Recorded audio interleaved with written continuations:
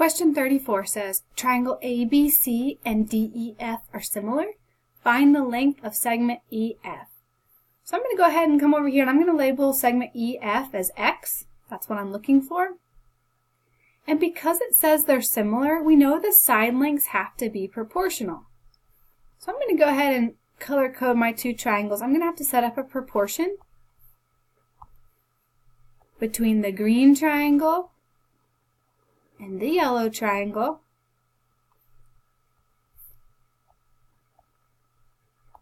So I'm going to start off with the green triangle. It doesn't matter if I use 4 over x or x over 4.